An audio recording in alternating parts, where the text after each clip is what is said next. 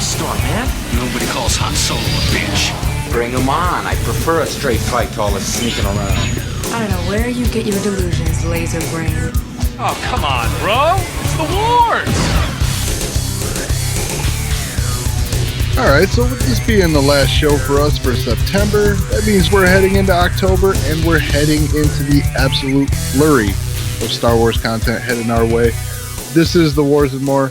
I'm Joe, and of course with me is my good buddy Doug. Hey Doug, how you doing this week? Doing pretty good, Joe. How are you doing? I'm doing pretty good. We're almost there, man.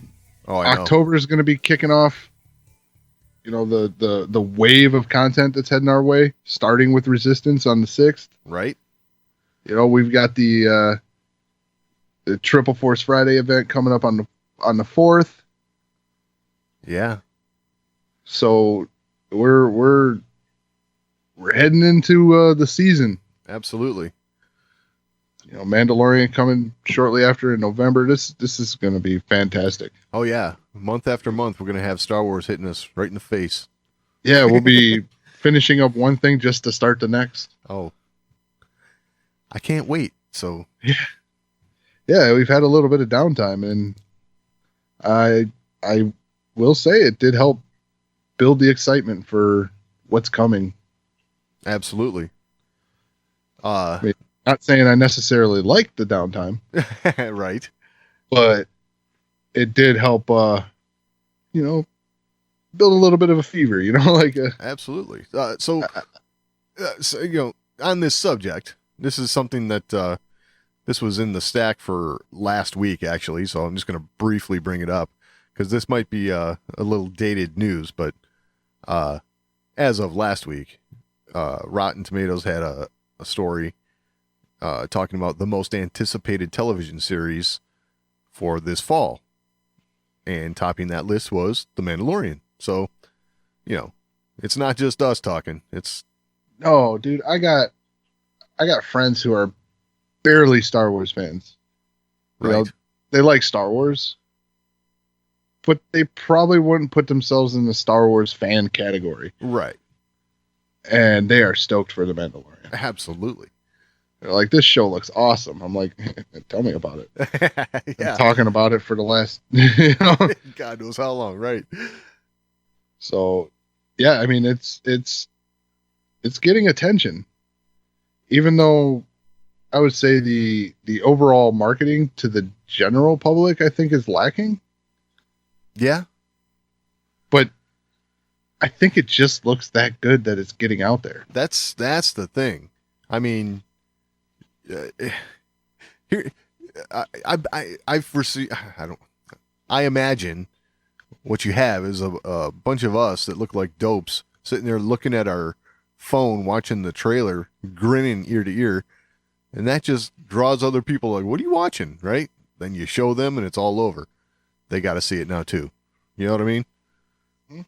That is, it's probably the best kind of marketing you could get, really.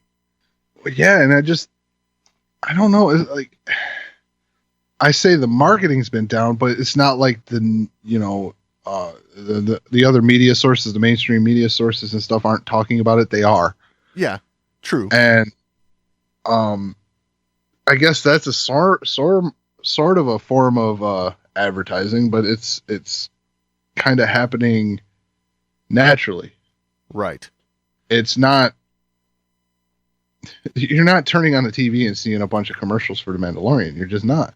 No, I got a feeling what's going to end up happening is the first episode will premiere, and for everyone who was not aware or just was lukewarm on checking it out is going to hear the buzz around it after it airs, and you're going to get this whole second wave of interest. So I got a feeling that's how that's just going to build over time. Yeah. And speaking of marketing, I mean, so Disney Plus, right? I just saw, I mean, we are at the end of September, heading into October, and I just saw the first TV spot advertising Disney Plus. Oh, really? Okay. I have not seen it yet. So, Oh, yeah. It's a cool TV spot, but it's like you're little more than a month away right. from launch. Yeah. I No, I'm with you. I don't understand Disney's marketing strategy right now because what this all feels like Solo to me. You know, Solo was Yeah. just they didn't market it. Right. And the only buzz that Disney Plus has really been getting is number one in the fan community, right? Obviously, for obvious Yep. reasons. And two, if Bob Iger goes on to like CNBC or something like that and talks about, the business end of things, and that's about it. I mean, Yeah, I mean your hardcore Disney Club members, like your D23 Club members, things like that, they've all seen something for it. yeah, obviously, right. I haven't seen a lot targeted at the general public, Right. and it shows a concerning level of confidence for me. Not my confidence, but a concerning level of confidence. Overconfidence From from the Disney. company. Yeah. Yeah, it's somewhat concerning to me. Like they can just put out a product and they don't have to market it; it'll just sell. Right. Okay, so I have a niece, right? Loves Marvel. Okay. Mhm. Anything Marvel is the greatest thing on earth. Okay. And what's funny about that is it wasn't until I said something to my sister and brother-in-law that they ever knew anything about Disney Plus and these movies were going to be on there. They had no clue.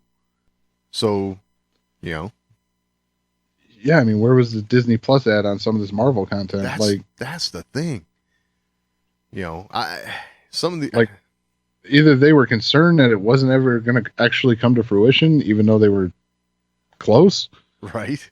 or they're just so overconfident that they felt they didn't have to spend money to market it, that it'll just do well. Yeah, that is a little concerning, but I think it will do well. Well, I think I only find it concerning because I hope they don't feel that way about creating content. right. Like, oh, it doesn't matter what we do, it's gonna sell. Well, that's not true. Exactly. I think we kind of touched on this before. Is that Star Wars fans, especially, right, are, I guess you could say, we have very discerning taste when it comes to story. So the story's got to be there. It's got to be good, right? So yeah. I mean, okay. I'm going to go off on a little bit of a tangent. Have you seen these the rollouts they've been doing? Which rollout? Star Wars rollout, a little cartoon thing where everybody's like a little BB-8 ball looking character. No. Yeah. So I understand these have got to be geared towards like toddlers. I'll say, but man, I'm not so sure this is what Star Wars fans are looking for. I'm not so sure this is what this isn't necessarily, in my opinion, a great introduction into Star Wars for very young children. It's another cartoon, right? And it's just, for as good as they've been doing some things, right? Resistance has gotten good. Again, it's for kids, obviously, but it got good, Well, I mean, so like you look at the Galaxy of Adventure. Yep. Hasn't been my favorite. Nor mine. I understand it's not for me. Right. But when you start changing the story for these little shorts, that's when I start to have a problem. Right. And not just for me, but so your first introduction for kids to Star Wars is going to be this story. And then they're going to watch the story that came originally, and it's different. Right. Yeah. You're telling me that for a maturing kid, as they get older, that's not going to raise some eyebrows? Yeah, I agree. It's going to. I think it's teeing up the storyline for disappointment in the mind of some of those younger people. Yeah, I have no problem with doing some, goofy stuff like that and things like that. But when you start to do it with actual plot lines, yeah, exactly. then it's muddying the water, and it's not like they're picking scenes that they have to change for a younger audience. They're not. Right. They're picking scenes that are already kind of light and things like that. Yeah. Yeah, there are some scenes that they picked that were kind of dark originally. And I understand changes being made for that. Because you're targeting an especially younger group. So lightening up the mood a little bit, okay, I get that. But yeah, some of the stuff you're taking that was already light and you're making it weird.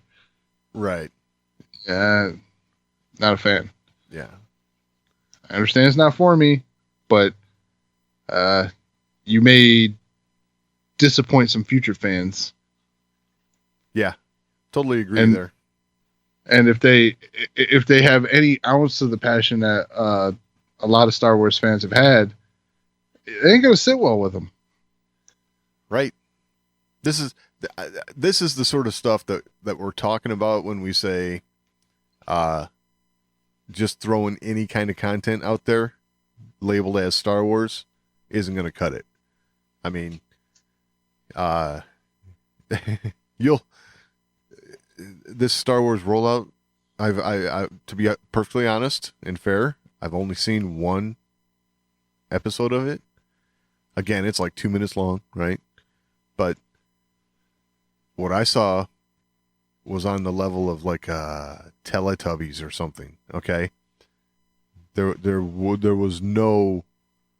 was zero dialogue, and all the characters looked like rolling around BB-8 type characters, but you could tell one was Maz Kanata. Yeah, it's not so sure about that one, but it's targeted towards an extremely young group. Yes. And yeah, well, I guess whatever with that. But like I said, I don't know. Hey, as someone who saw his first Star Wars movie at before the age of 4 and fell in love with it, I think kids will be okay, Agreed. Agreed. There's nothing wrong with the original content when it comes to showing it to kids. Exactly. There's in my mind, there's really no need to toss some softballs. It's unless the new strategy is watch this stuff. You don't have to watch the old stuff. You can just watch all the new stuff. Right. If your strategy is that kids aren't going to grow up and go back and watch the old stuff, I think that's a very bad strategy. Yeah, agreed. Yeah, especially with Star Wars fans, right? Mm-hmm. I mean, Star Wars fans are the ones who go back and try to consume the catalog that George Lucas referenced in all the making of material and stuff. Where he talks about Kurosawa films and that's where I talk about if the up and coming kids end up with a single ounce of the passion that's been rippling through fandom from the OT fans to the prequel trilogy fans, and even to the new trilogy fans, if there's any ounce of that passion as they grow up, they're going to be looking at the stuff they watched as a kid going, what the hell? Exactly. So, I mean, maybe the idea is they won't care about that content, which they might not. Right. Maybe this content will have zero effect on the viewing experience for these kids as they grow up and consume the older catalog. Yeah. I don't know. I would love for everyone to,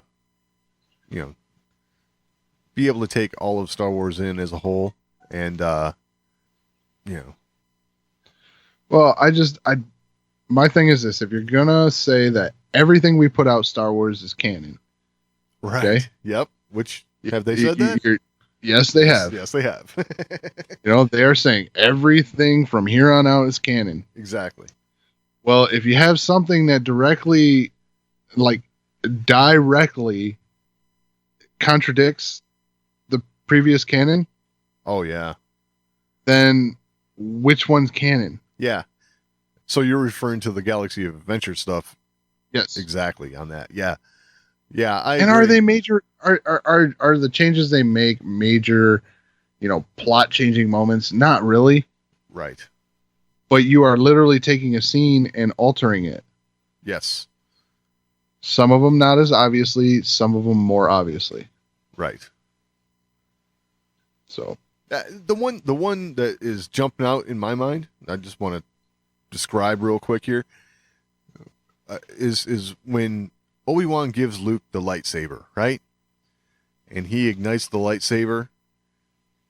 In episode 4, you see the wonder in his eyes, right? He's listening to Obi-Wan tell the story, and he's engaged. It's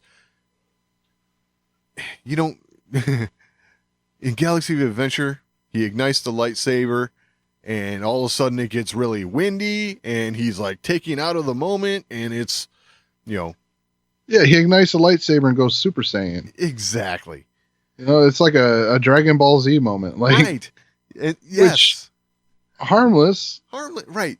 Harmless, yes, but it's over exaggerated, and not just over exaggerated, but it takes away the wonder and the kind of thirst for adventure that you kind of get from Luke Skywalker when he gets that, and he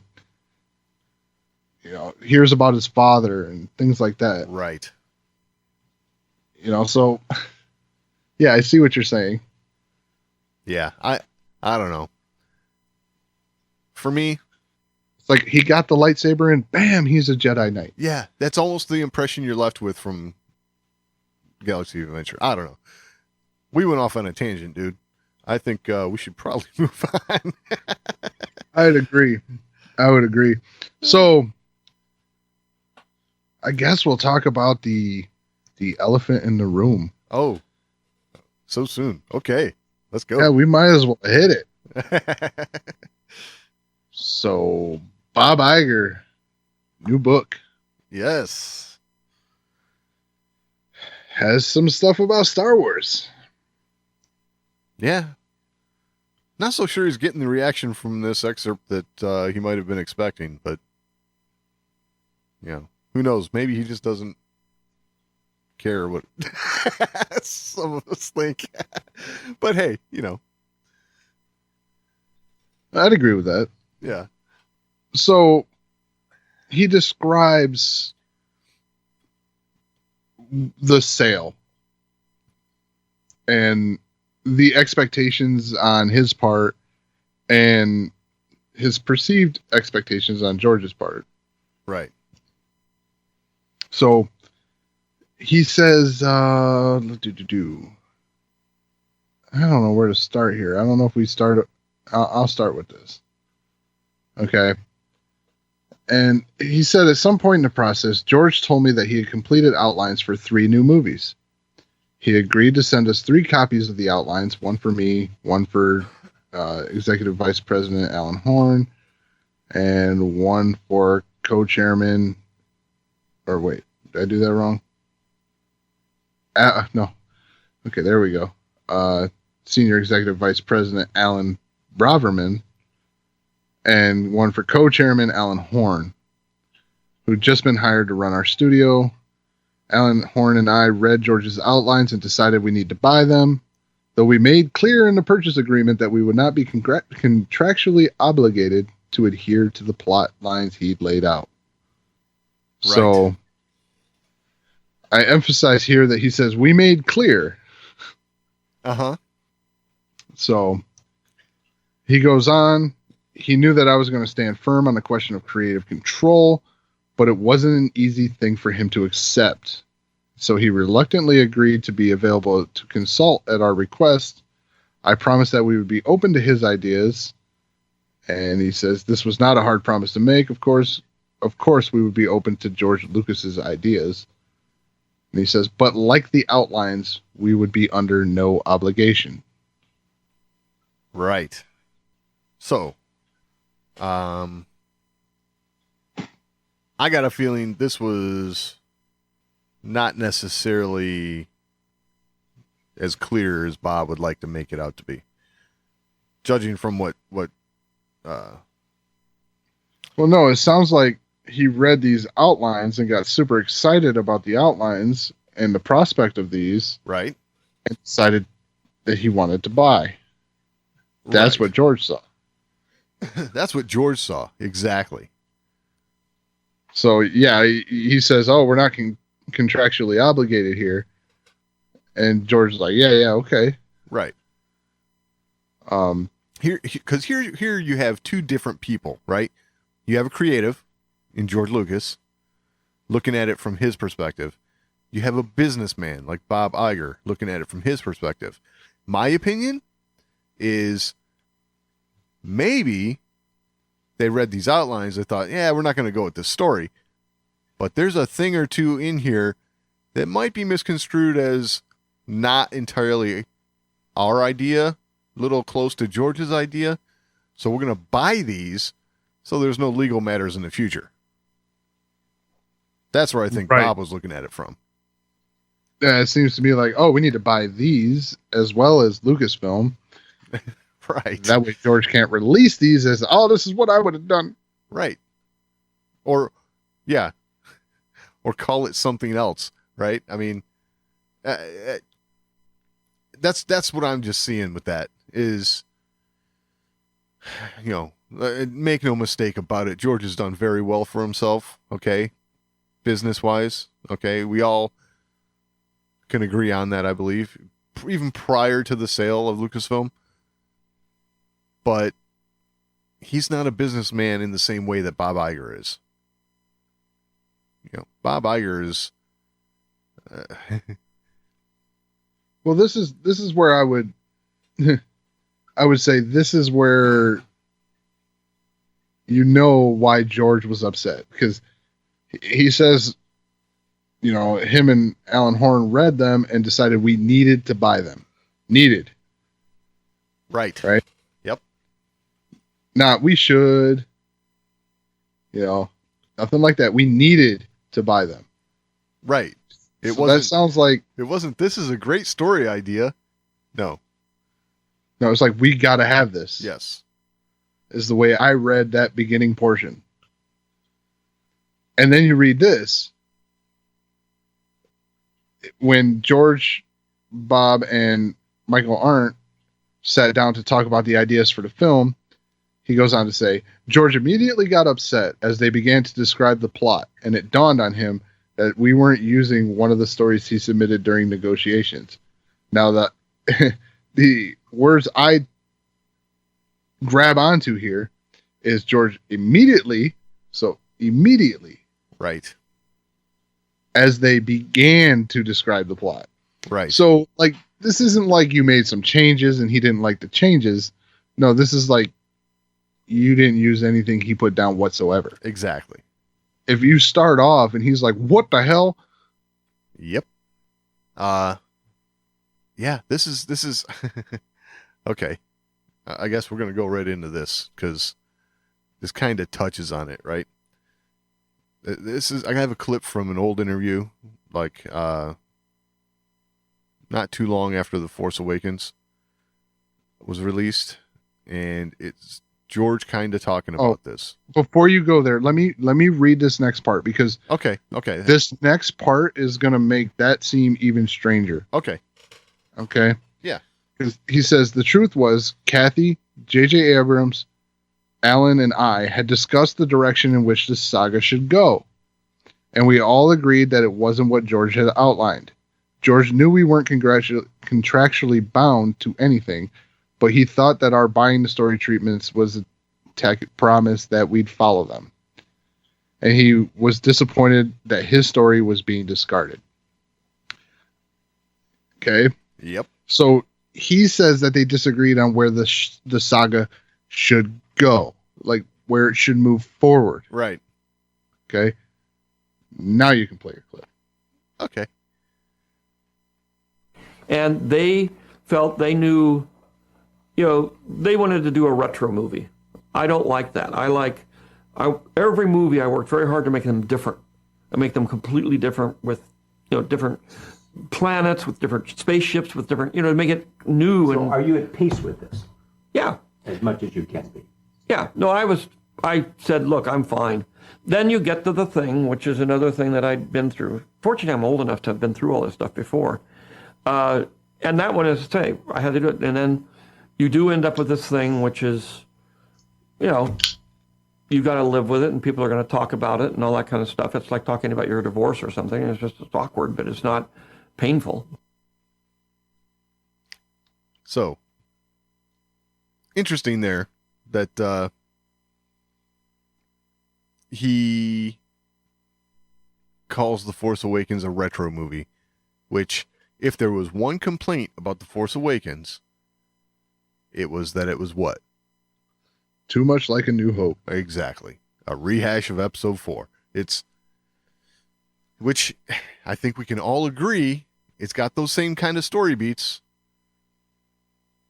Now, for the majority of us, I think we all thought, okay, this is a good bridge, right? It's a reintroduction into Star Wars after 10 years. It's a bridge to get us into the next phase of Star Wars. I think it did that pretty well. I still think it did that pretty well. Yes, but so that works just fine if you're using it as a bridge to keep you grounded in the familiar. Right. Okay? If you're going to do this and make it so much like the first film, and then you're going to go way off into left field for the next one. Right. That's a bad plan. That's where it fell apart. Right. They would have been better suited to start going new and crazy right off the get. Yeah. I think Star Wars fans would have been more accepting of that. Absolutely. Because, one, that's kind of George's style. Yep. So, what Rian Johnson did with going, off key and doing something new and different was not wrong for Star Wars. It really wasn't, because that's something George has always done. Right.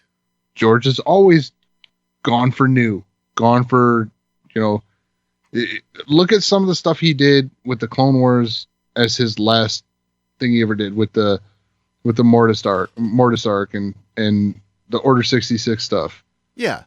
It got a little crazy. Sure. Okay. Stuff gets a little crazy. But you can't start that saga with, look, here is essentially A New Hope revisited with new characters. We're gonna follow the same kind of storyline. We're gonna follow, we're gonna hit on all those notes that the 77 film did. Right. Okay. If that's the tone you're gonna set, that's the tone people expect going forward. If you were going to go off I don't want to say off the deep end, because I don't feel like it was off the deep end, but if you're going to go off in a new direction, you should start off in a new direction. Yes. Because it's a new saga. So if it's a new saga going in a not a new saga, but a new trilogy going off in a new direction to complete the saga, if it starts there and continues to go there, at least you have a path you're going down that's consistent. Right. So I have two things I would like to say about what you're saying here. Okay. Number one is, yes, one of the problems with The Last Jedi was it touched on, I shouldn't say touched on, it did not deliver on most of the promises that The Force Awakens put out there for us. Okay? 2, talk about, not you said what? Not going off the deep end, but being different, okay? Yep. That's not the type of different I think Star Wars fans are used to. Because George was, when he was talking different, he was talking about going into the Wills, okay? Which I've heard a lot of people groan about this, you know, I was going to go into midichlorians and this and that and, you know, whatever. But I have confidence in George Lucas and how that story would have played out. Okay? This is the sort of thing he had an idea of where it was going from the very beginning, right? A New Hope was the story of Luke Skywalker from the Journal of the Wills. You know, that was how it was titled in the early days, right? So yep. I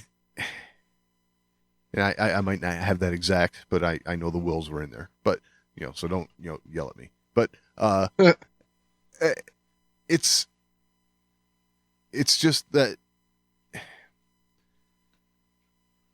was going to be a part of this from the very beginning, all the way up until the acquisition, and then it was dropped.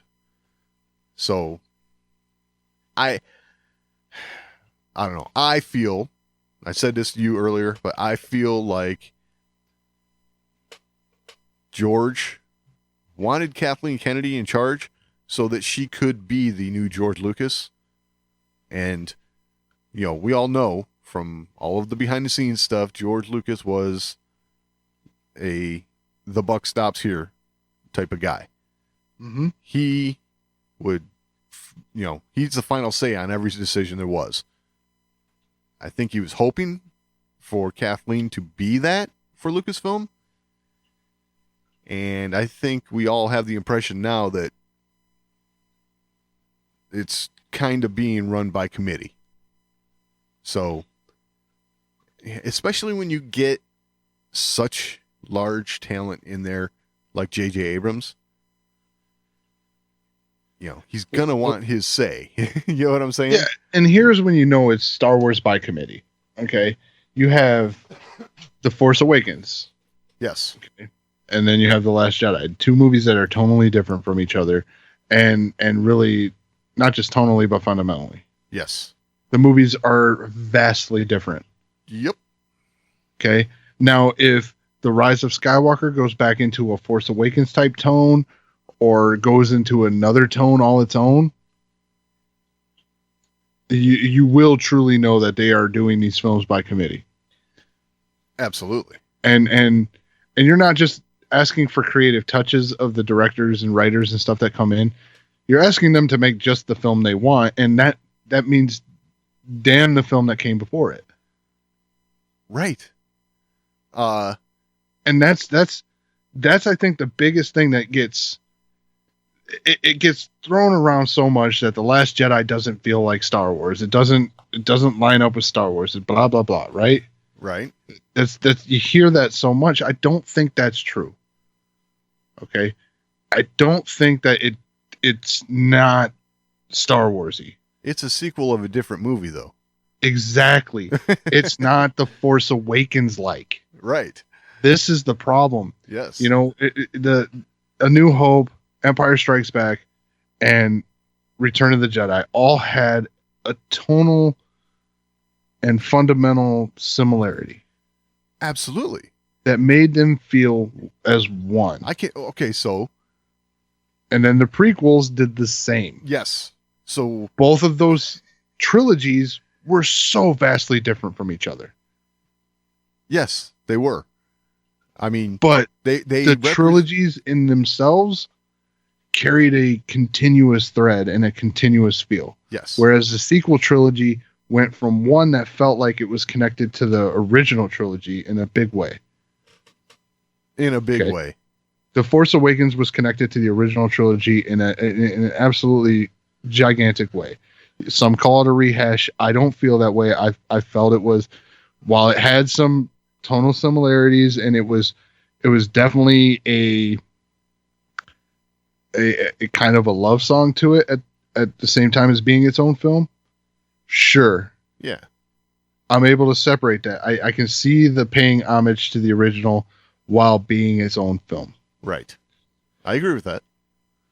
So, but when you connect yourself to the previous trilogy so deeply, and then the next one goes away from that and becomes its own thing, like I said, if The Force Awakens would have had the same feel as the Last Jedi, I have a feeling this new trilogy would be much more widely accepted. I think it's less the difference between these films and the films that came before it, and than it is the difference between the two films in this trilogy. I would agree with that. Yeah. The two films in this trilogy being so vastly different from each other is what's sparking most of the complaints and outrage and whatever you want to call it. Though the problem is that when people are articulating that complaint, they're just connecting to it doesn't feel Star Wars, which is I think the wrong argument to make. Well, I mean, there's it doesn't feel Star Wars because of the two together, because the two together don't fit. It's like a square peg in a round hole. Yeah, I like get that. They don't fit together. There's more to it than just that. Okay. Yeah. I mean, we've talked extensively before about Luke Skywalker, right? And there's other things as well. But let me ask this. Okay, just a hypothetical. Okay. Say Luke Skywalker gets introduced in The Force Awakens. Yep. Okay. And it's not he's introduced with no lines and things like that. No, he gets introduced and he's the grumpy, doesn't want anything to do with anything Jedi that you see in The Last Jedi. He's that guy.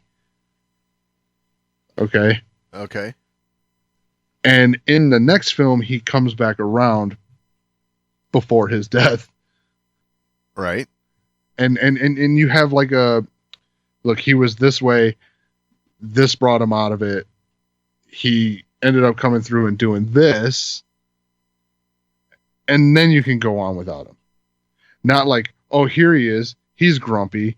And in the last second, he has a change of heart and does something awesome. Right. And now he's gone. Right. You don't get no. What made Luke Skywalker change his mind? Where's some backstory on why he's like this? Like you didn't develop that plot. We could have definitely used that. That's for sure. I mean, we didn't develop that plot. There's nothing wrong with that plot if you develop it the right way. Right. We had those flashback scenes which weren't enough in my mind.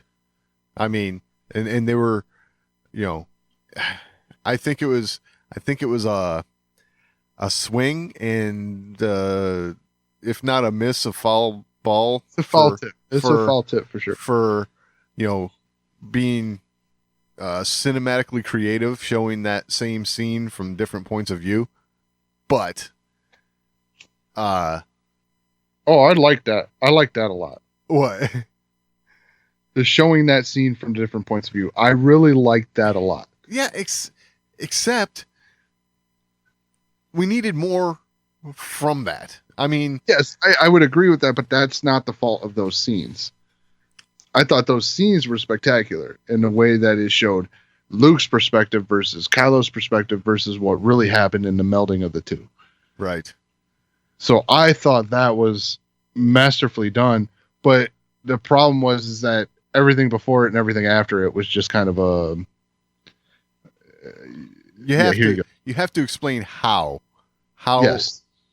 on Earth Luke Skywalker, of all people, who sees the good in Darth Vader to get him to turn, falls to the point where he's going to strike down his nephew. Yeah, the guy who, and you said it, I've said it, and I think Hunter said it while he was on, the guy who cast his lightsaber away and said, "You lost, Your Highness." Exactly. I'm a Jedi, like my father before me. Like, where's that guy and what the hell happened to him? Right. What makes that guy think about killing his nephew? Not only his nephew, but another Jedi, and not only that, but a sleeping innocent. Right, exactly. Was there atrocities that he had already committed? You didn't say that. You just said Snoke got to him. Right. Okay, so Snoke got in his ear, and you felt like he was going to join Snoke, so it's like time for him to die. So that's not Luke Skywalker. So what I would have rather seen Luke do in that circumstance is Luke, secrets off in the middle of the night to go hunt down Snoke. Right? Because without Snoke's influence, then Ben wouldn't be Kylo. Yeah, but I mean, like I said, like you got this, like, oh, Snoke already got to his heart, blah blah blah. Right? This is the guy who cast his lightsaber away for his father that literally slaughtered everyone at the Jedi Temple. Right? Exactly. Yes. Yeah. He didn't kill him because he's like, oh well, he's aligned with the Emperor, so that's that. Right. No. I don't know what gets him to that point, and that's what's missing. That is what's missing. That is one thing that's missing. Yes. As far as doing a tangent thing again, we are, and I was just gonna try and swing it back around here. As far as how all of this plays into what George might have wanted, I get where George is coming from, because he I don't know if we got to this part in the article or not. He said with The Force Awakens there was nothing new, quote unquote, right? Right, so I'll go ahead and read the quote since you're go right ahead doing it. So he says, in each of the films in the original trilogy, it was important to me to present new worlds, new stories, new characters, and new technologies. In this one, there weren't enough visual or technical leaps forward. Right. So, you mentioned it. The original trilogy had this look and feel to it, right? That is the gritty, dirty, galaxies ruled by an iron fist, everyone's just scraping to get by, look and feel to it. The prequel trilogy is under the Old Republic. Everyone's, doing relatively okay, right? We have a lot of Jedi out, peacekeepers, blah, blah, blah. And everything still looks pretty pristine, right? Yes. Look and feel, sequel trilogy, I guess it seems like there was no rebuilding done with the New Republic, I guess you could say, right? Well, I mean, I don't really know what to think because I don't feel like we've seen anything. Exactly. I mean, the only bits of civilization we've really seen in the sequel trilogy is Canto Bight. Yep. Okay, which Canto Bight, okay, that's where the wealthy go hang out. You expect it to look like that, even if it was the original trilogy. Yes. That's where you expect the people who are profiting off the suffering of others, where they would hang out. That's right. It's kind of like your Bespin. Yes. Right. Other than that, you've seen desert and space. Right. And Water Planet. But where's it going? Oh, the one scene from The Force Awakens that has always gotten me, right? It's bugged me. Is the scene from Hosnian Prime, I guess. Mm-hmm. As they're watching the weapon from Starkiller Base being fired at them come in to atmosphere and blow up the planet, the whole system. Mm-hmm. They show some of these folks come out on a balcony, right? These folks, they look like they're, very diverse species, and, they're all kind of, they look like they might be in positions of power, right? Like maybe it's the Senate, whatever, right? Mm-hmm. But we got that for about 3 seconds. You know what I'm saying? I would have loved to have seen some more of that. A lot of people say they didn't like the political stuff from the prequels, but I don't know. I ate all that up. So it's important to the story. Exactly. And to me, I feel like a lot of that's important to the sequel story, but we haven't really gotten it. I mean, you can get it out of the books, but man, not everyone's going to go read those. I don't know. I think... Yeah, if you want something that doesn't have all that story building and stuff, I mean, there's a whole Marvel franchise out there. Right. I mean, I hate to be like that, but that's... If you just want to see action sequences, they get their butts kicked, and then, the bad guy rules for a little bit, and then they come back and kick the bad guys. But, yeah, they made Marvel. That's what it's there for. Right. It's good for what it does. Yeah. But so I gotta say, going back around to George, right, and his story of the wills and all that he was going to do in the sequel trilogy. He says that was telling a story from beginning to end. Okay. Mm-hmm. You had the prequels, which dealt with the fall of the Republic and the rise of Darth Vader. The original trilogy, which dealt with, the coming of age story of Luke Skywalker and the fall of the Empire. And then, in this last bit, we were supposed to get, excuse me, we were supposed to get a look into the quote-unquote powers that be that feed the Force that helped cause all that which came before. Right. You're going to get a Secrets of the Force kind of trilogy. And in my mind, I don't see how that could have been bad. And in hindsight, saying it out loud, it's the direction Disney was headed as well. With what? With Rebels. Right. Okay. Yeah. Ezra spent the last season, 2 seasons, just really diving into the mysteries of the Force. Yes. Albeit unintentionally. Yeah. But that's where he was got it. You got so many peeks into the inner workings of the Force. He even went into what was pretty much the Force itself.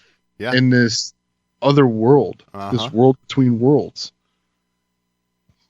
So Disney themselves were headed that way. Yes. But I have to say, what did you have there that you also had in the OT and the PT? You had a singular vision, who was also taught by the man himself. So, agreed, but I mean, it plays a big factor into it. Even though you had that singular vision, but here's where you have a situation with multiple writers. Okay, there were multiple writers on Rebels. you say singular vision, you see that in the compilation of episodes. Yes. It was a consistent feel and a consistent, Direction. direction for that story arc. Yes. That's what's missing from the sequel trilogy. Absolutely. Consistency. And that's what's getting misconstrued as, being a problem with how these fit into Star Wars as a whole. I don't think that's a problem. I think the problem is how they fit into the sequel trilogy itself. Yeah, together. Yes, there is no synergy there. You got taken from one thing and pushed in a direction that you thought you were headed, and then you went a completely different direction. Albeit with the same characters and still some connective tissue, but the connective tissue was definitely strained. Right. So, and I hope that strain doesn't get pulled apart more. I totally agree. I am hoping for the best with episode 9. My God, I hope this actually, somehow, some form or fashion brings everything all together, which they're talking about it doing. I personally can't see how it's going to work out yet, but I hope it does. We may find out that the way to bring all of this together was to do what happened by kind of breaking the mold. Right. Like you had to, okay, here's the mold that we established. Now we broke it. Now here's how all of it fits together. We can end up getting proven way wrong in what we're saying right now. Yeah, it's possible. And I hope it's true. For sure. That'd have to be the greatest thing ever. Yeah, absolutely. If I can sit down and go, holy crap. Yes. Any complaint I had is now gone. Well, you and I have been preaching that since the start, right? For especially for The Last Jedi. We want to see how episode 9 influences episode 8. Yes. You can't, we say stuff now with our judgment as it stands. Correct. Knowing full well that our judgment as it stands really doesn't mean jack. Right. Because without the conclusion, the middle chapter, in a lot of cases, doesn't make sense. There's a lot of times where the middle chapter don't make sense in the story until you get the conclusion, and then it's like, oh, I get it. Yeah, I mean, and I hope we get that. Oh, I get it. I hope so. I just think, I guess going back to a point you were making a minute ago about, when we were talking about the cohesiveness of these trilogies each, and I feel like George's stories and the way he directed the whole story arc, right? And I don't mean directed like in a director's chair, but just kind of like steered it, move it yeah, exactly. It's what I feel like is missing in the sequel trilogy, right? We just got done saying that, and I feel like that because what we were touching on earlier, right? The difference between someone who's creative, like George Lucas, and someone who's all about the business end of things, i.e. Bob Iger. Now, well, yeah, I mean, I think the decision to do what they did with The Force Awakens was totally a business decision. Let's make everyone feel comfortable about us taking the mantle. Right. Let's make something that's going to say, hey, we get it. Yeah, exactly. It's, oh man. But at the same time, you kind of showed like, I don't know if you really get it because it's not what George would do. So let me just say this. Since the Disney acquisition, one of the movies that everyone can consistently agree upon is Rogue One. Rogue One is fantastic. That is the film where you get your nostalgia, you get your familiarity, and you do this other crazy crap that George was talking about, right? I mean, that's the way I feel about it. I think Rogue One was a fabulous movie. It was a fabulous idea. Whoever thought of it was like, great. You know? Hey, who else loved Rogue One? Who's that, Joe? George Lucas. Of course. So but, you know, as far as I'm concerned, as far as most of fandom is concerned, I'm pretty sure Rogue One was a home run. Okay? You know? And I'll say this, Rogue One is aging really well. Yeah, absolutely. Because the more I watch it,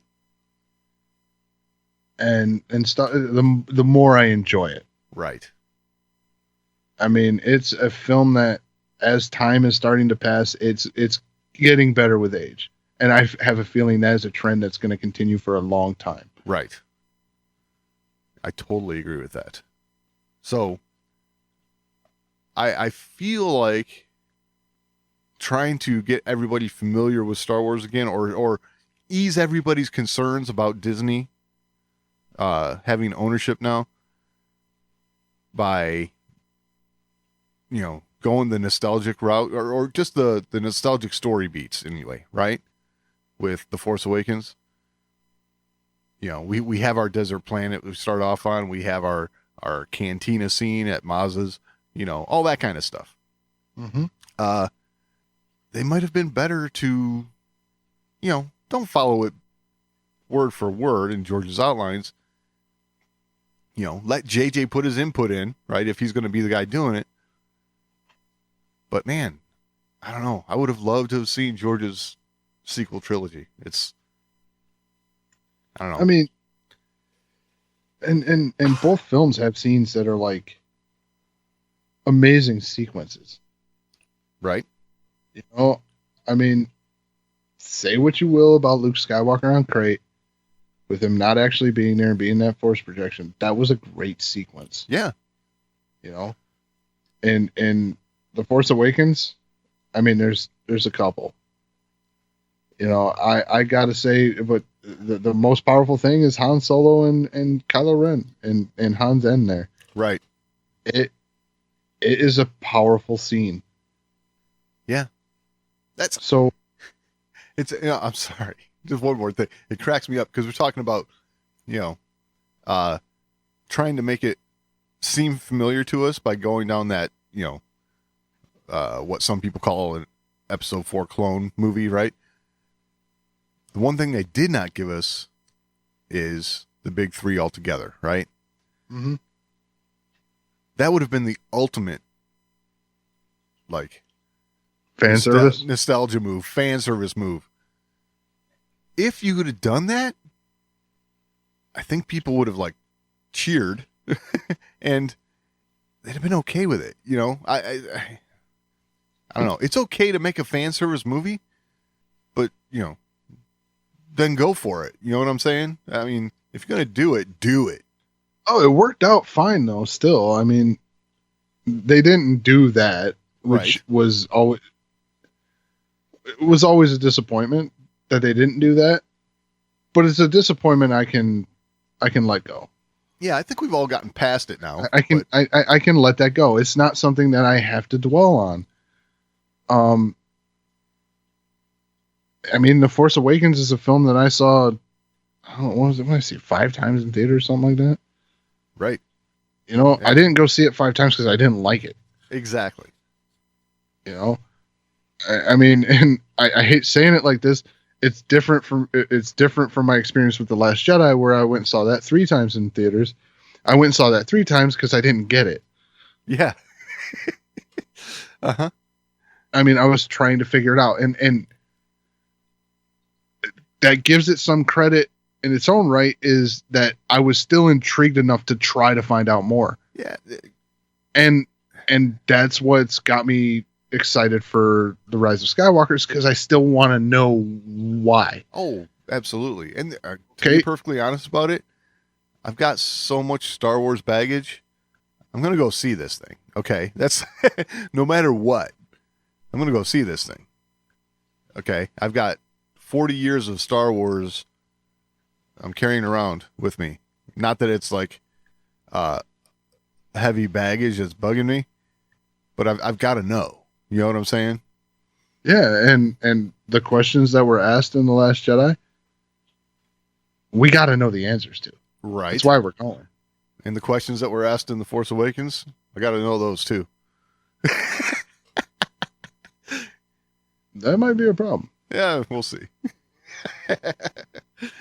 But we'll see. Exactly. So, yeah. That definitely ate up a lot more time than I thought, huh? Yeah. Let's take a quick break, buddy, and then we'll come back. Have something to add to the conversation? Or you just want to let us know how we're doing? Email us, show@thewarsandmore.com. That's the best place to get in on the action. But if social media is a little more to your liking, @TheWarsandMore on Twitter is always a good place to interact with us. And we're also on Facebook, facebook.com/TheWarsandMore. And of course, your portal to this and everything else, The Wars and More, is thewarsandmore.com.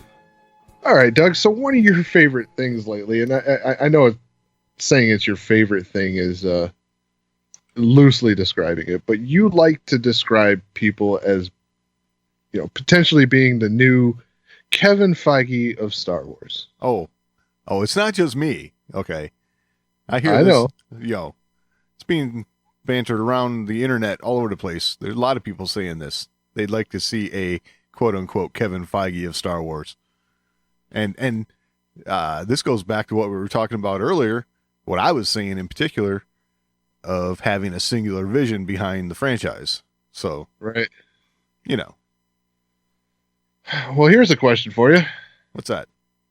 How would you feel about the Kevin Feige in Star Wars being, Kevin Feige? Really? Really, because according to the Hollywood Reporter, Marvel Studios president Kevin Feige will be working with Lucasfilm to develop a new Star Wars film. A new Star Wars film? Yes. Okay.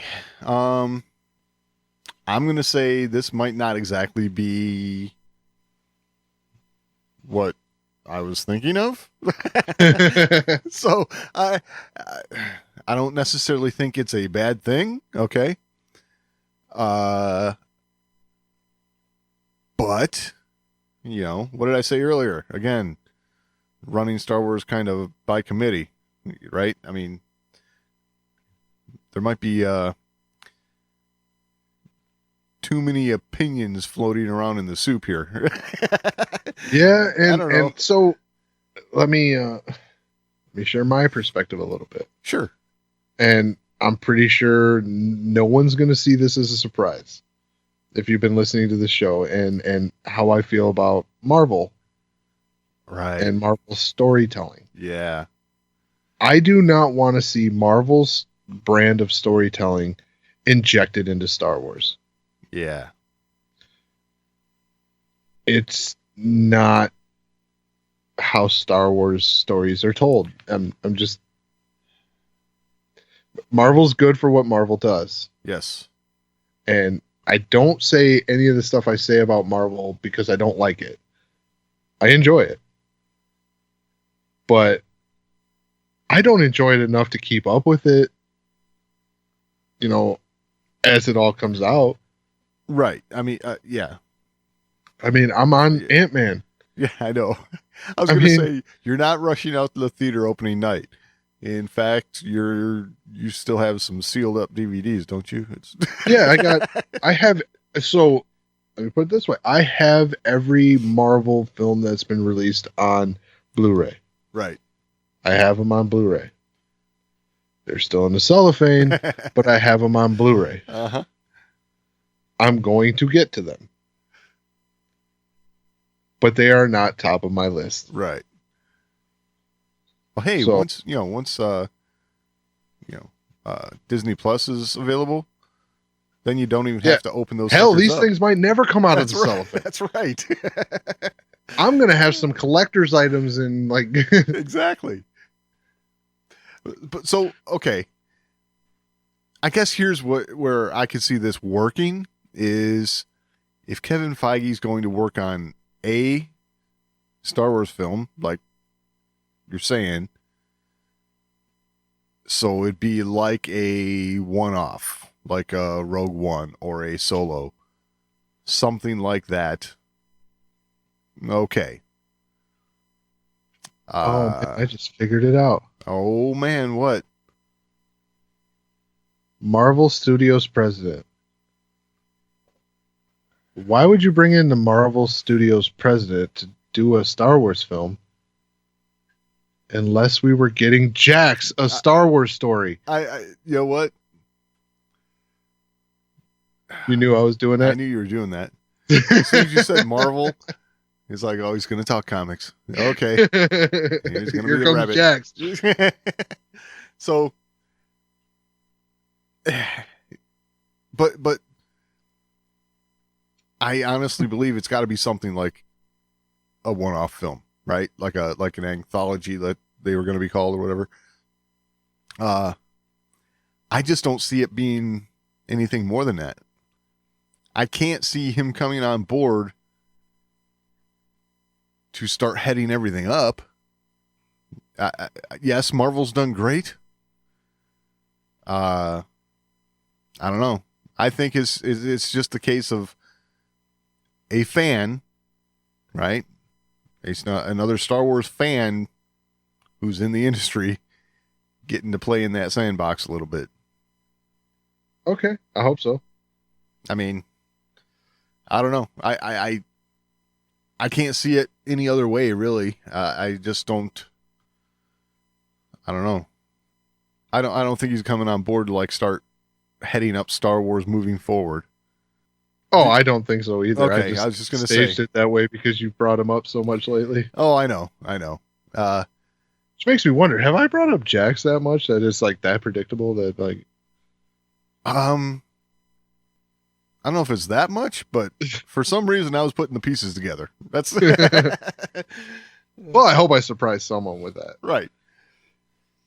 And I only say that because I want it.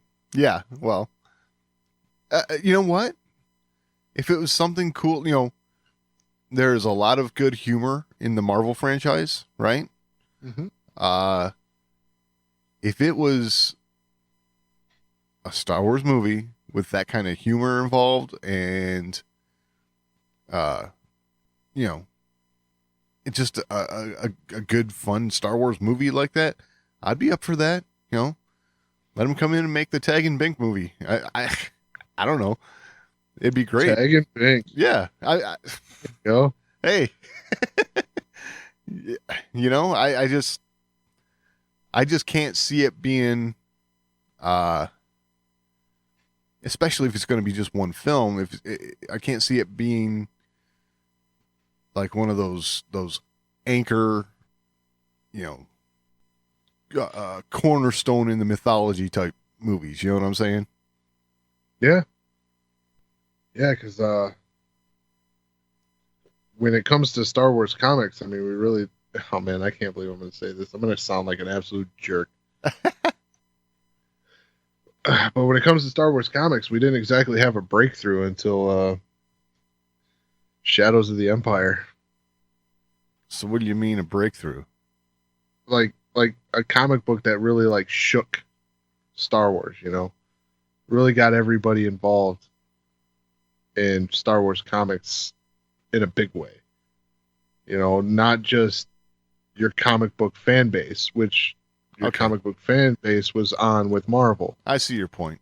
But your average, I wouldn't say average, but I'll use the word average hardcore Star Wars fan got interested in comic books because of Shadows of the Empire. Yeah. See, yeah, I was buying Star Wars comics before that. Yeah. You're right. So that's where I was leery of where you were going with it, but I see your point. Shadows of the Empire was the big movie franchise release without the movie, right? Yes. So, yeah. I get it. And that was after they went away from Marvel. Right. Yeah. Who did Shadows? Was it Dark Horse? Yeah, I'm pretty sure all the Star Wars stuff was Dark Horse back then. Same with Marvel. What's that? After Marvel. Yes. Yeah. Yeah, after Marvel and then pre-Marvel. Because they're back Yeah, to because Marvel. was Shadows first or was Dark Empire first? I think Dark Empire was first. Yes. Okay, so Dark Empire was pretty big. Right. But But that's again, another one that like really started to grab people. right. The Marvel comics never really No.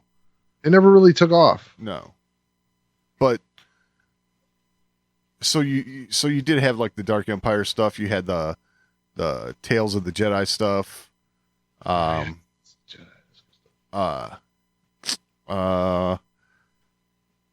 yeah, once you got up to Shadows of the Empire, that is when, you know, because you had the video game release and you had the soundtrack and all that, and people that I knew that loved Star Wars but were not comic book readers were coming to me asking me about the comic or the book, and, you know, is it worth me getting? Which my answer was, of course, yes. So Yes.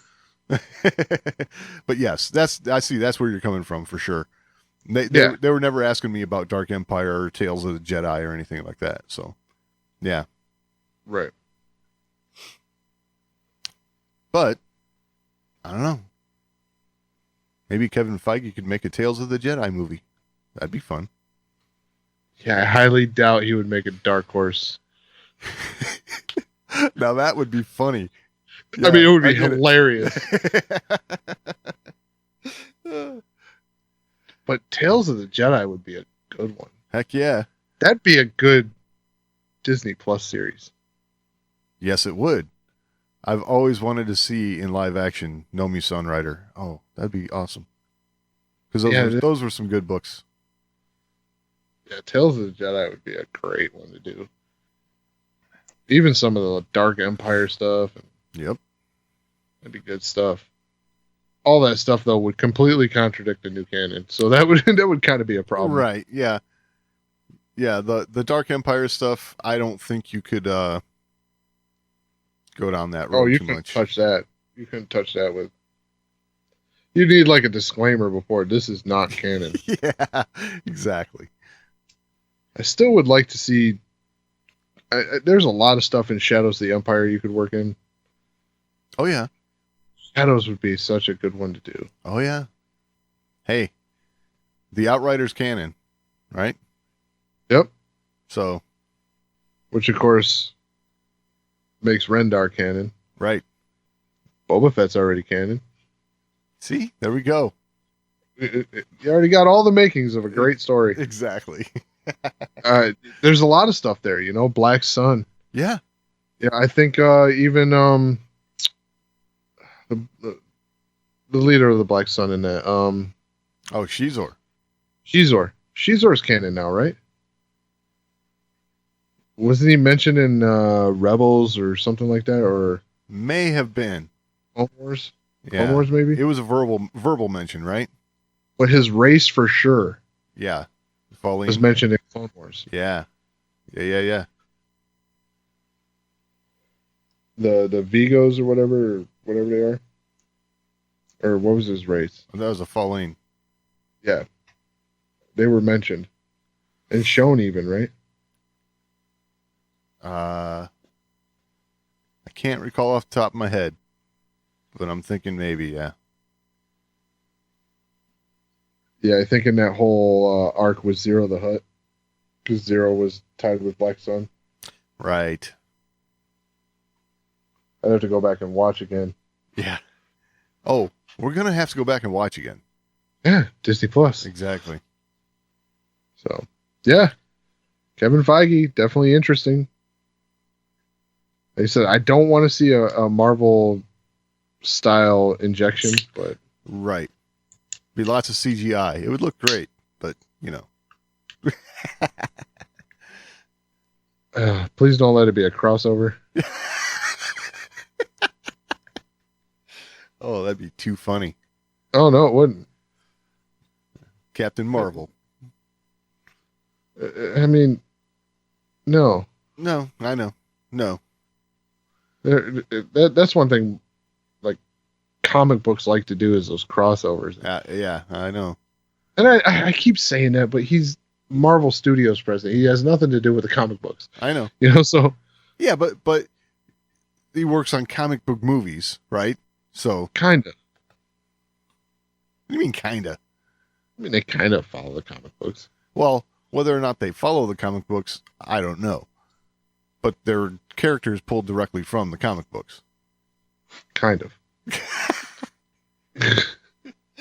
Okay. I'll take your word for it. I get what you're saying. Yeah. I'm gonna say I don't know where else you'd see Iron Man, but okay, yeah. Thor, got it.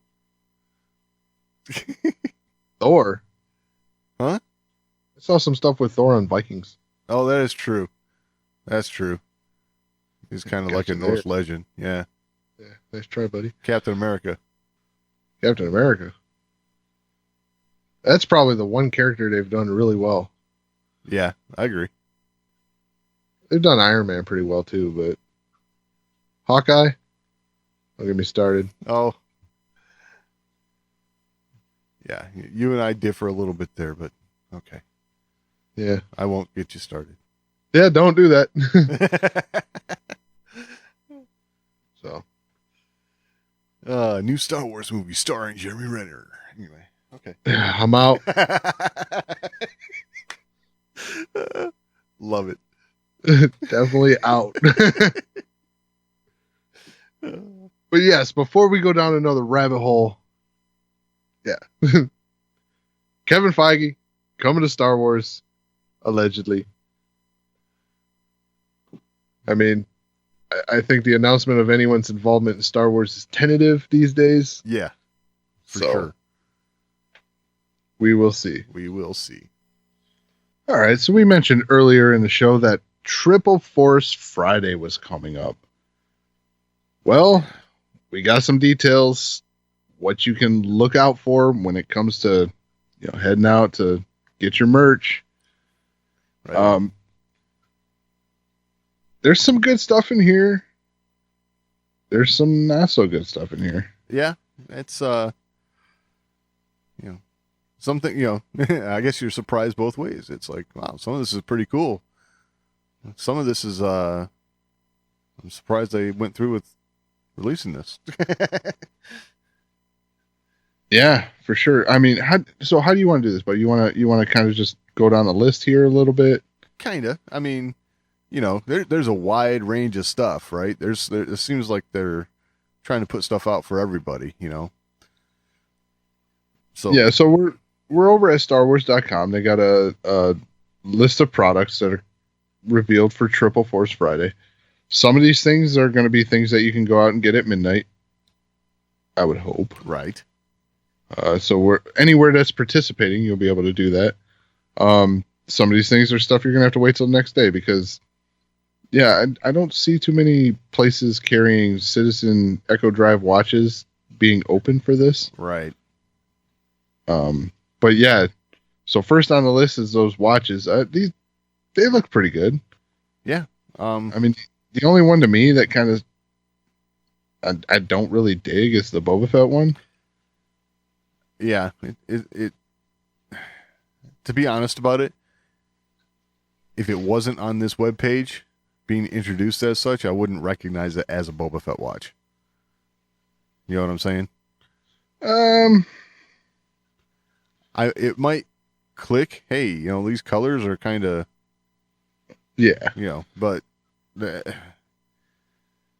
it's not like super obvious, and it's not like my thing is this, like, you look at the face ain't so bad, and then you get to the band, is like, you look at the band, is like, oh, is this a dinosaur themed watch? Right.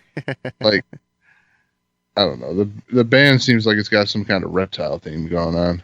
Right. It's just not my favorite of these watches. My favorite is actually this one with the Rebel insignia on the face. Right. That is an awesome watch. If only it came with a better band.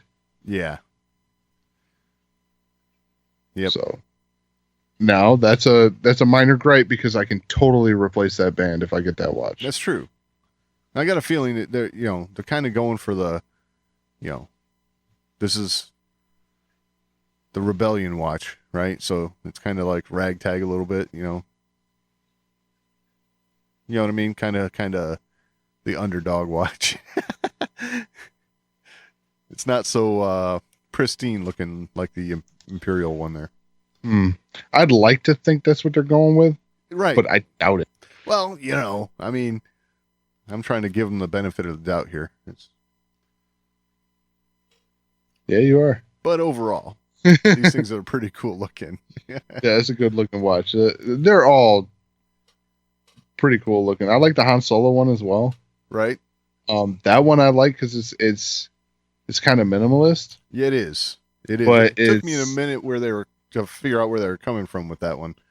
Mm-hmm. But once I did, it was like, oh yeah, I get it.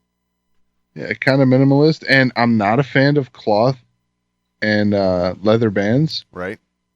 But I actually dig that one. Yeah. It fits that watch. Yeah, definitely. So I think it's just probably the fact that it's got that two-tone to the leather. It's got that brown leather, connecting points there. Yep. It goes into the blue leather. I think that just looks good. Absolutely. So, yeah. So next up is this controller for Jedi Fallen Order, this Purge Trooper controller. Right. Yeah, I think I got to buy this. So that just looks awesome. Yeah, it's not pictured here, but you're gonna be able to also, you could get yourself a Xbox One X Fallen Order themed box. Yeah, so I saw that too. It's white, right? I think so. Yeah, I didn't dig that as much as I've dug other special edition consoles. Right. But it's cool. That controller though, the controller is really cool. Yes. That's sharp. That is sharp. I would have liked to have seen this in an Elite controller, personally. Okay. Because I bet this is not going to be a standard. I mean, maybe it will be your standard like $50 controller. Oh, right. But I have a feeling it's probably going to be in like the $75 range, something like that. And in that case, I'd rather have had a Elite controller. Yeah, while it's $150, it's a much better quality controller and would look awesome with that color palette. Right. So yeah, I dig that controller, and I'm curious on this stand that they have with it. Does that come with it? Is it like a charging dock that's coming with it? It looks that way. I'm not sure though. Or is this just the cardboard that's in the box with it? You never know. I'm sure they can make cardboard look really cool. Oh, yes, they can. I've seen that before. Yeah. So next up, for us to talk, let's go into Funko stuff. All right. All right. So Funko overall for you, what I know, this is something you actually collect in your household a little bit. Yeah. Got to be honest, mainly the droids. Yeah, I was just going to say, I know your household mainly targets the droid aspect of Funko. Right. So, I don't know. There's not much to say other than, they all look pretty cool, right? I mean, got Janna, Finn, Rey, Poe, Lando. I mean, also got characters from Mandalorian and Fallen Order, so I don't know. They look pretty cool. Definitely have the. Well, I don't see a Rey one here. I think is that because it's a small picture? That's Rose Tico. That's Rose. Yeah. Oh, that is. Oh, look at that! Wow. And I expand the picture. Yeah. Yeah. When you know what, when you said it at first, I looked at it. I'm like, wait a second. Like at first glance, as I was going along with you, I'm like, yeah, you're right. Like, wait, why would Rey not have a lightsaber at all? Right. Clicked on it, I was like, oh yeah, that's Rose. That's why. Yeah, Rose got a new outfit. Yeah. So, again, it's definitely what you expect from Funko. Good stuff. I mean, Yeah, I mean, there are a couple standouts for me. right? I really like the two Mandalorian ones. I like the Mandalorian and Cara Dune. Yes. Those two look awesome. I have to agree. Okay, so they did a little something with Cara Dune's eyes that's a little atypical for Funko, Yes. which is kind of cool. So, definitely good look there. Yeah, I like the Cara Dune figure a lot. The second sister one, like, I'm back and forth on whether I like it or not because like most of the figure looks really cool. The head just looks a little weird in the photo. Yeah. So I'm gonna have to see this one in the wild. It's got very much a Dark Helmet vibe to it. Yes. Yes. Now that I couldn't put my finger on it, but yes. Spaceballs there, yeah. Yep. And you think that would happen with the Vader figures, but I haven't seen that with the Vader figures. Right. So that's why I think this one's kind of like, okay, it's a little... Right. The proportion seems a little off here. Yeah, I'm thinking so too. I mean, even But we'll see. Like I said, I want to see it in the wild before I make a judgment there because it looks like it could be a really cool figure. Right. And you can't really judge by these photos that they put up. It Yeah. doesn't always do it justice. I mean, obviously, right, Funko, the heads are big on the characters, but, even the Mandalorian one here, the head's big, but it doesn't seem so out of proportion like the second sister one. Right. So, yeah, I just don't know what they did. The helmet just seems a little out of proportion. It does, yeah. The Lando one looks cool. I think I'm going to have to get my hands on that one. Right. Got to give me an old man Lando. Right. Got the gray stash and, a little gray at the temples. Yeah. It's a good looking figure. It is. All right. So, the Black Series stuff.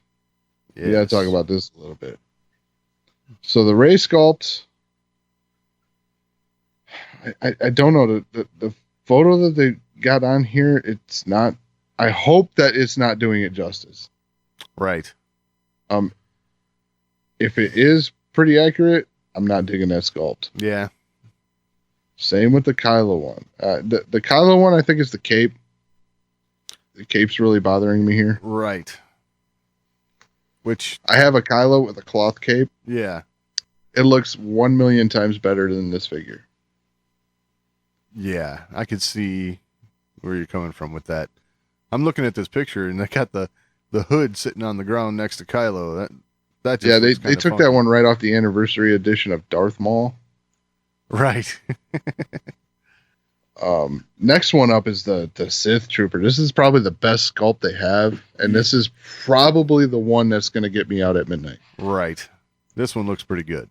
I mean, this is one. I'm a Trooper collector, right? So I got to get my hands on this figure. And two, it's in these images, it is by far the best looking figure. Yes. Probably second only to that Mandalorian figure, which is, I have some complaints about that, mostly probably centered around the cape again. Right. The rubberized capes just look odd on the larger figures. I'm used to it on the 3 3/4. Right. And it never bothers me there. So maybe when I see these in the wild, I will have a different opinion. Hopefully so. I mean, yeah. The Jawa, see here they got cloth. Yeah. This Jawa looks really good, gotta say. The one thing about it that bugs me a little bit is I wish they could have had like at least from this picture, the face is a little shiny, right? Yeah. So maybe a little bit more of a matte black paint on the face in there. Yeah, kind of, and that would kind of make the eyes stand out a little more. Exactly. You know, there's no shine to the rest of the face, and the eyes really pop. Right. So yeah, I would agree with that. Maybe a matte finish on that would really help. Is it wrong that I kind of want to take that blaster rifle from the Mandalorian and put that with my Boba Fett? No. I'm going to say, no, that's not wrong. And I'm sure you're not the only one thinking that. That's going to be a thing. Yeah, I mean, though the holiday special sucked, there are still some things we take from it. Absolutely. Second sister, I'd like this figure a lot. The cape, once again for me, kind of yeah. But the figure, all in all, looks really good. Right. And I'm really happy to see this figure because it's a figure that I've kind of wanted ever since the seventh sister in Rebels. Right. Of course. It's Buffy. Not only that, but she looked cool, you know? Yeah, like, for sure. So it's that same kind of look. Yeah, I'm excited to get my hands on that figure. So there are figures in here that are going to get me out at midnight. Right on. Mostly that Sith Trooper, the Mandalorian, and the second sister there, I think. Cool. Oh, and of course the Purge Trooper, because Trooper. Right, exactly. Don't like him as much as I like that Sith Trooper. But it's still a good looking. It is a good looking trooper. I for whatever reason, those the chevron markings on the gauntlet, I kind of dig that. I don't know why. It's chevron markings. Yeah, you know, the chevron little. Yeah, design. I get it. I'm just laughing. Why? Like, okay.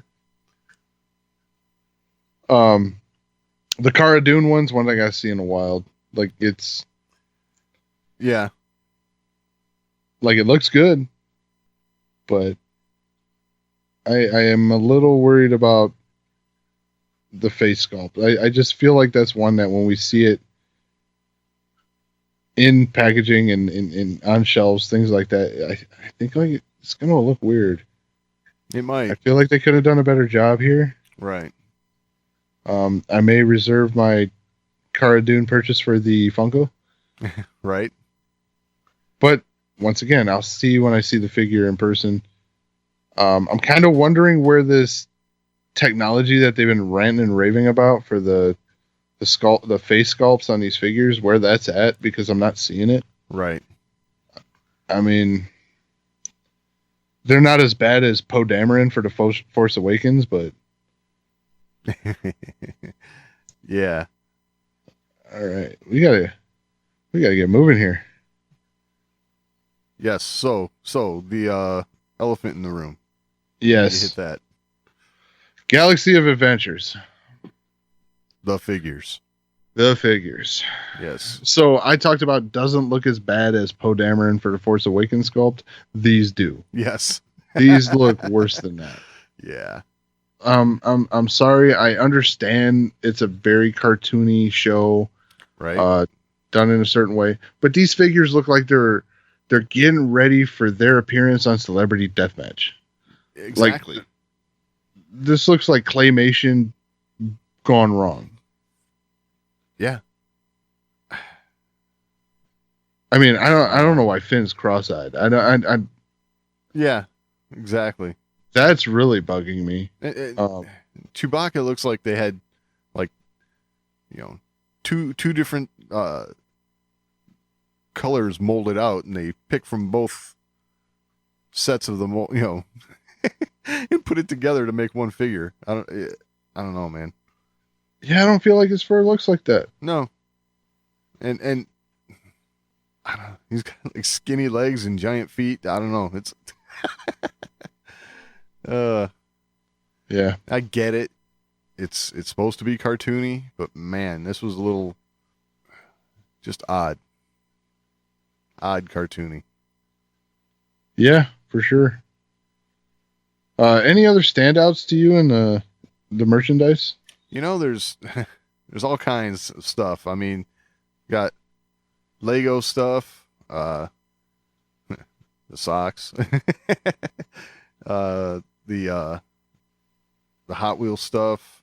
I mean, there's all the usual trappings that come along with collecting here. So I think, Yeah. if you're on the fence about heading out, I'd say definitely be worth checking it out. That's for sure. Yeah, there are definitely some things in here that I hate saying this, but if you don't go out at midnight, you ain't getting. Right. I mean, or you may get, but you are going to be lucky. Right. Or have to pay extra for. Yeah. Most notably, probably the Funkos. Yeah. For sure. Funkos have an extreme amount of popularity, and these ones, they look really good. Right. And I think the Mandalorian ones, those are going to be really hard ones to grab. Oh, yeah. Because this show, even though it hasn't aired an episode, is really popular. The anticipation is tremendous. Yeah. So, for sure. So, merchandise for the Mandalorian, I think, is going to be what you have to get after. Yeah, for sure. I think I'm going to have to grab me one of these Lego Resistance Y-Wings. Oh, nice. Because they look awesome. Yeah. I'm always partial to the Y-Wing. I don't know why, but... It's a cool ship. Gotta say. Yeah. But yeah, there's tons of cool stuff here. And there'll be more than this on the shelves. There's always stuff that you didn't see in the marketing material. Right. And most of that's like t-shirts, other little, trinkets like that, Yeah, for sure. But these are the main focus of the marketing campaign. Right. And there's a lot of good looking stuff in here. Like, that Sith Trooper. That's going to be the other thing. If you want a Sith Trooper, you better go out at midnight. Yeah, got a feeling that's going to go. I might buy all of them. I'm just saying. Your walls are lined with Sith Troopers. I could just yes. see it. I mean, I got to have at least one because I'm a Trooper collector. I just love the different styles of Trooper. Right. So I have to have one in my collection. I didn't see if they had like a consolation prize for me if I can't get one of these 6-inch figures, if they have a 3 3/4. I'm not sure because I haven't seen that yet. I hope they do, because if I can't get this one, I want the 3 3/4. Right. But I will definitely be out at midnight trying to grab some of these figures. Cool. All right, so the next thing with the Triple Force Friday announcement came another trailer for Jedi Fallen Order. Yes. This thing looks good. This is an amazing looking game. I gotta say, I was a little... I went into that Star Wars fan mode where you're like, hey, what's going on here? Right. Because when Cal's run into that ship, his lightsaber is not ignited. Right. Yeah, exactly. And then he's on the ship and they're like, hey, can you turn that thing off? Yeah. I get the feeling that he's just, he's meeting these people for the first time and he's a little apprehensive, I think. That's my guess. I get that, but you did run to their ship. Yeah, I know. Hey. Yeah. Who knows? Maybe once it's all put in context for us, it'll make sense. Yeah, and that's a minor thing. I'm not Yeah. I'm not doing that whole, that took me right out of it. No.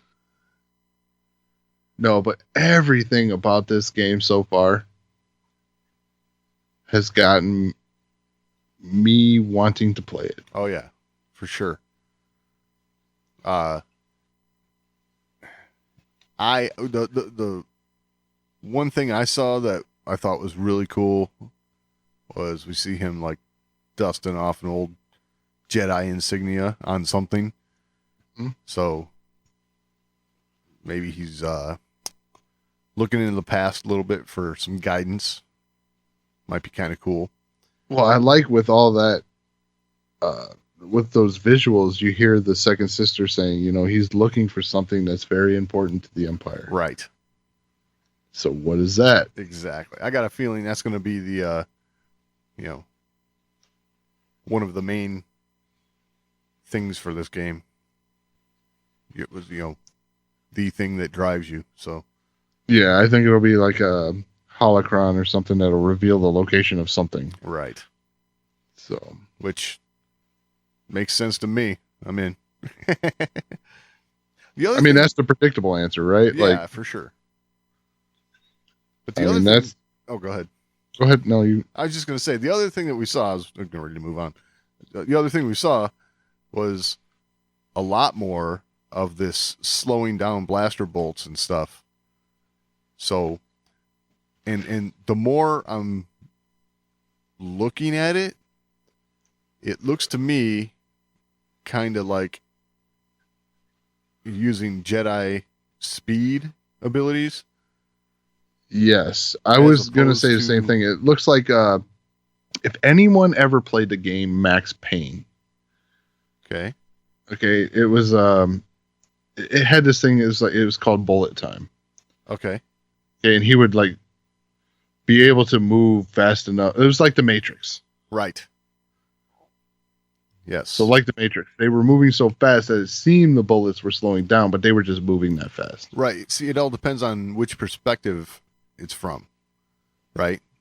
So as Cal, it's going to seem as though those blaster bolts are moving slowly, but only because Cal's moving so fast. Right. Yeah. I would dig that a little more. I agree. Because we already know that even Padawan level Jedi can move extremely fast. Right. I mean, we saw that with Obi-Wan and Qui-Gon in Absolutely. Episode 1. Yep. So that I could really dig. I don't want to see too much of the stopping the blaster bolt, but that's a conversation we don't need to go into right now. Right.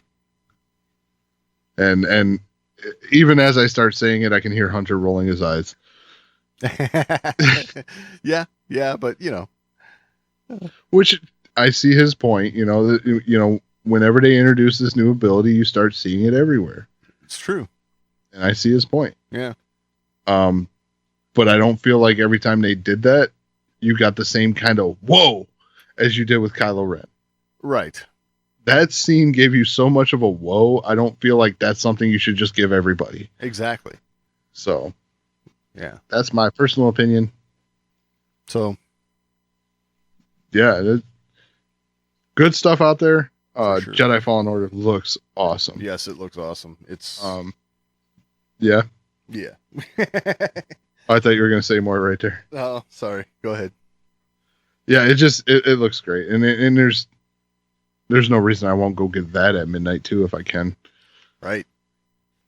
So, yeah, very excited for Force Friday, because Force Friday is going to kind of kick off everything, because you have Force Friday on the 4th, Resistance kicks off on the 6th, and then after that it's all hell breaking loose for the next, how many months? Right.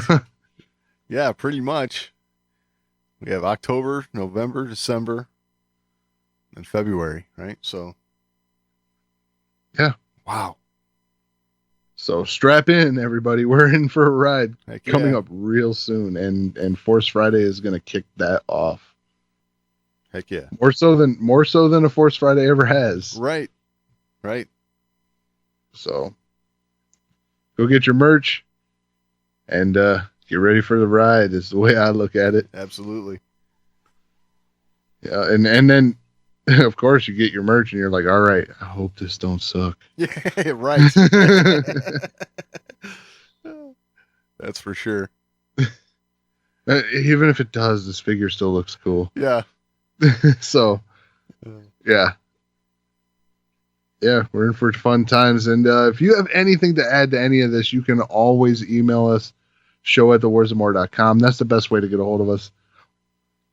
We're also on social media. We're at The Wars and More on Twitter, facebook.com/thewarsandmore.